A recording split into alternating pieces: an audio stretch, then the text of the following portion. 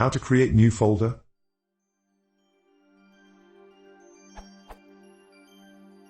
I want to put output information of my program to a folder. If given folder does not exist, then the program should create a new folder with folder name as given in the program. Is this possible? If yes, please let me know how.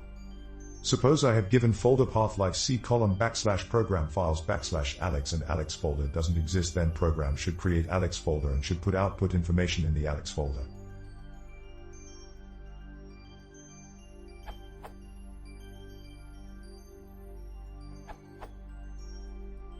You can create a folder with os.mkdirs and use os.path.exists to see if it already exists. If you're trying to make an installer, Windows Installer does a lot of work for you.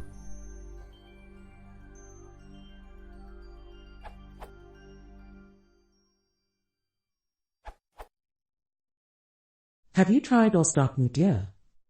You might also try this little code snippet. mkdir creates multiple levels of directories if needed.